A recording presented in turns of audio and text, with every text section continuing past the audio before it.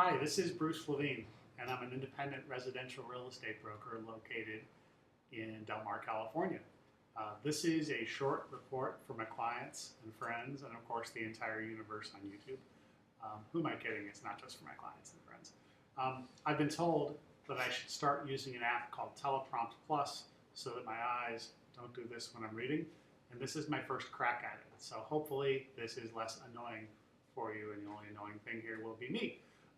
Earlier today, I was listening to the radio in my car, and an ad played from a mortgage lender using the phrase "the American dream" to refer to homeownership in the United States. It got me wondering about whether that phrase is accurate in describing an innate desire in Americans to own their homes. And certainly, this seems like a widely held belief in our country.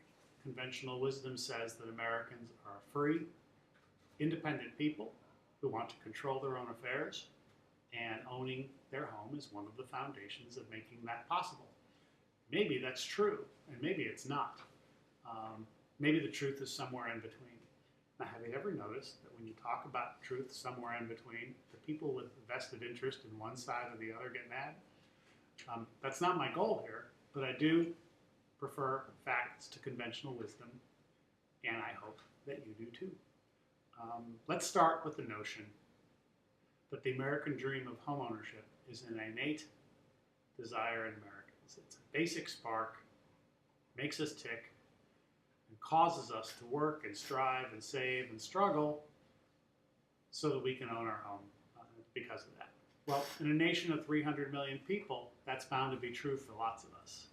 But on the other hand, government subsidies of interest on home and other loans dates back as far as 1894, more solidly to 1913, and even more solidly to the 1920s and 30s, when home mortgages became more common because the government not only made the interest on those loans tax deductible, but insured mortgage lenders gradually more and more against all or some of their losses when the borrower didn't pay. So for the past 119 years out of 237 years since America's birth in 1776, the federal government has been essentially paying Americans to borrow money from banks to own their homes, while also insuring many of those loans to protect the interest of the banks that lend the money. And of course, that money's our money, it's our deposits. So they're using our money to lend, and they're using our money to subsidize the bank. So what's really innate here is the question. Is it the desire to own a home, or is it more innate in Americans to own their home by paying them to borrow money while also paying banks to lend it? My belief is that if the American dream were an innate American quality, Americans would seek it whether they got a tax benefit for doing so or not. And I'm guessing that the folks at Bank of America, Chase, and Wells might disagree, but then again, as is appropriate, they have their own interests at heart rather than yours and rather than mine. The annual cost of the mortgage interest deduction is $70 billion every year, and it's rising.